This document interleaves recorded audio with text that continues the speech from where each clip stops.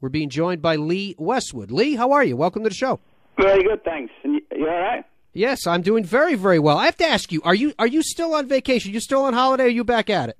No, I got back on Monday from Barbados, and I'm back in the gym and about to go out and hit balls this afternoon. It's a beautiful sunny day. Oh, here in England. That is painful to hear because it's cold and foggy where we are. I did forget to mention it's only 4 degrees too. See, there you go. There's a trade-off. You're going to go bundle up and hit outside then? Yeah, I'm going to go outside on the range and hit some balls in the bay. How much were you able to work on your game during the break? I mean, actually, honestly, how much of a break did you even get? Well, I finished playing in Thailand and I got home on the 19th of December. So, yeah. Over the Christmas period, I didn't really want to hit too many balls. I wanted a good clean break from it and recharge the batteries. So I played 3 lots of 9 holes while I was on holiday around the Green Monkey at Sandy Lane, and that's been about it. I'm just about to start up again. I'm refreshed and been doing some gym work in that time as well. Obviously eaten a bit too much and drunk a bit too much like most other people. Put a bit of weight on, but should be all off by the time I start in Abu Dhabi.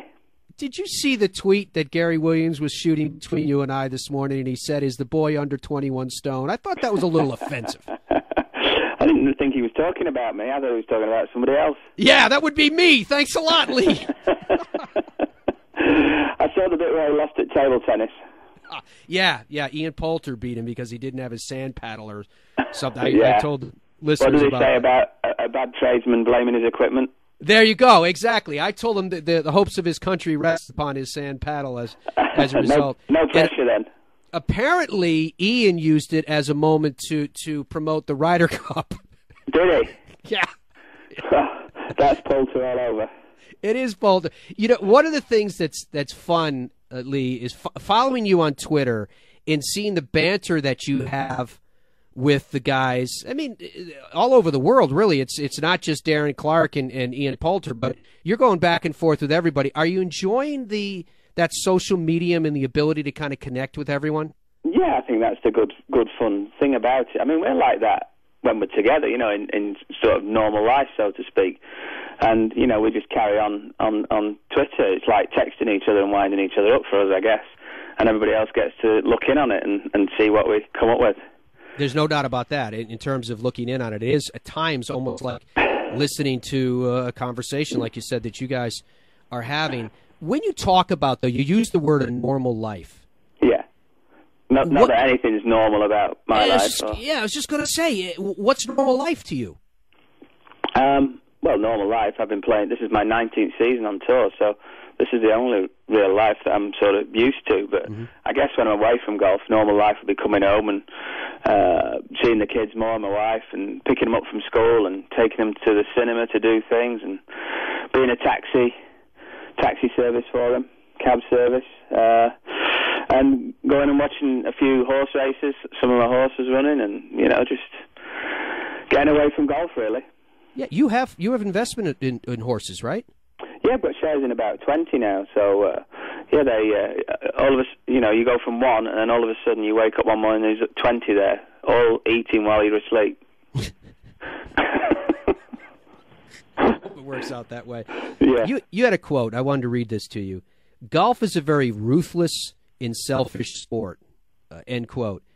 How do you find the balance now? Do you still perceive the game that way? Yeah, it is a very ruthless and selfish sport. Selfish in the fact that, you have to dedicate so much time to it, and, it really can take over your life.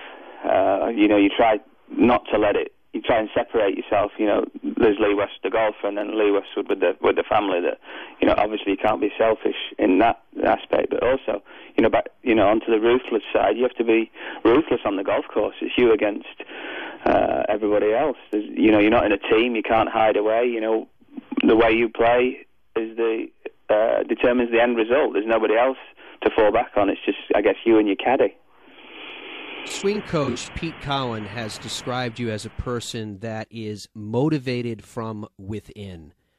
What is it, Lee? What's the fire that burns within you that keeps you motivated to that degree?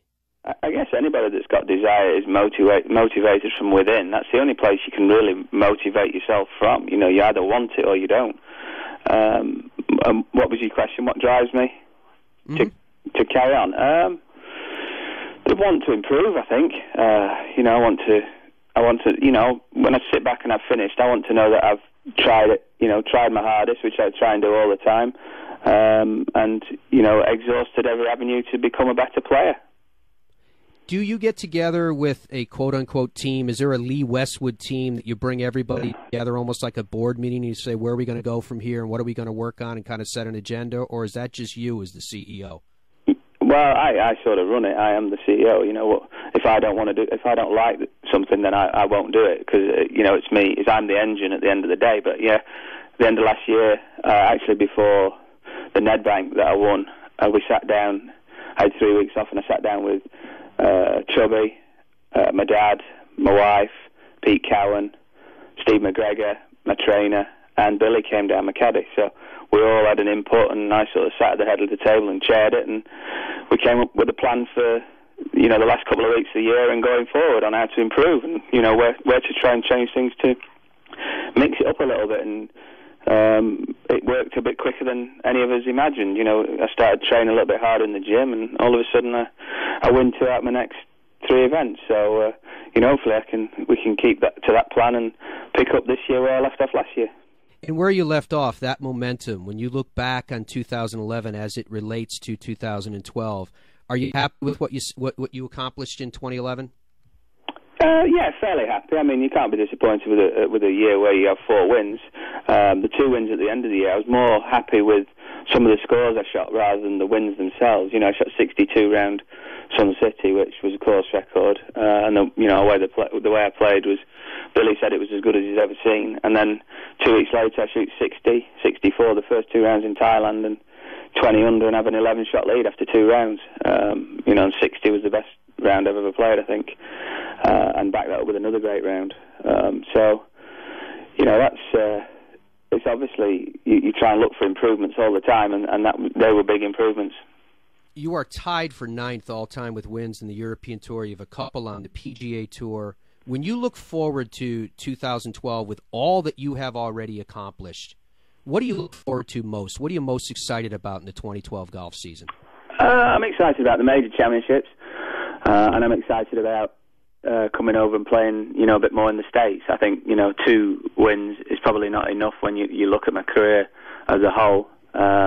Obviously, there's a major championship missing, but, I would like to have more than 2 wins on the PGA Tour, and by joining next year, hopefully that'll be a foundation to improving on that. Obviously be playing more over there, and in longer spells as well. So hopefully that'll help me do that.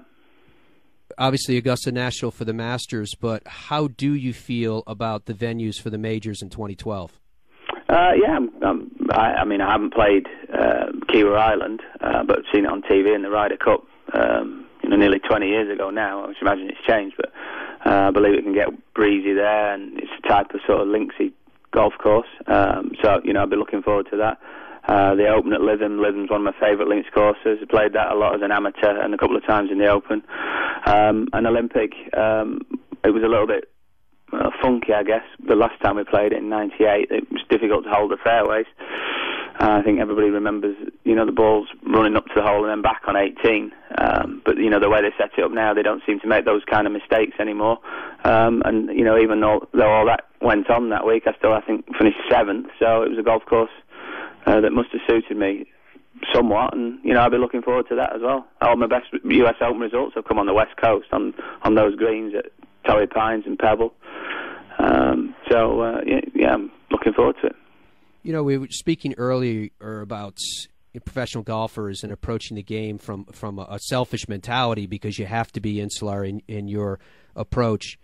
I did want to note, in fairness, you have a charity that you support called Help for Heroes that is anything but a reservation on your part. This is something that you are right out there supporting and doing the active work for. Could you share with us what Help for Heroes is and what you're doing? Firstly, I'm only selfish with regard to how much work and time I have to put into my game. Away from the game, that's normal.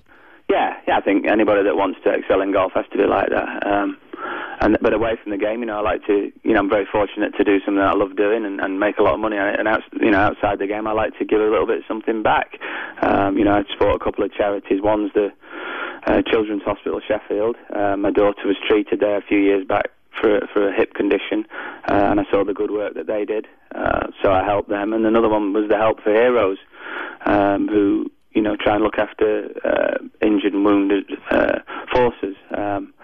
They try and raise money and put it into rehab centres and various things like that. And through that, the National Golf Club Championship has been run, and it's for any golf club really that wants to enter in Britain, and they have a qualifying event at their golf club and go through to a final. Last year it was at Turnberry, and they try and win a beautiful Waterford trophy, Wedgwood trophy, the Lee Westwood Golf Trophy. But the other day we were down there, a place called Headley Court, who look after people who've been wounded in Afghanistan and places like that, and we were meeting up with the troops who were going through rehabilitation, and it's nice for them to, it's a long, arduous process, when you say lost a limb or something like that, getting back to some sort of life. And it's nice when somebody maybe they watched on TV, or a lot of them were golfers before they were in the armed forces, so we went along to try and cheer them up and spur them on a bit.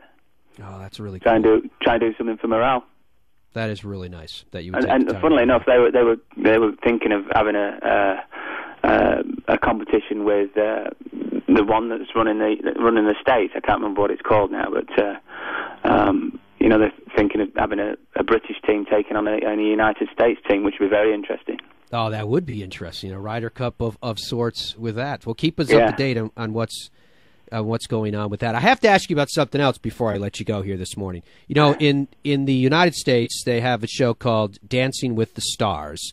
Yeah. In the UK, it's called Strictly Come Dancing. Now, there's been some rumor and scuttlebutt that this is something that you wouldn't be opposed to throwing your hat into the ring on.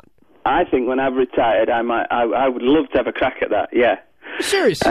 Yeah. I mean, as a young boy, 9, 10 years old, my grandparents ran an old-time dancing school, so my dad took me along there, and I did a bit of that for a couple of years and got a couple of medals, commendations for old-time dancing. So I must have some sort of ability for it.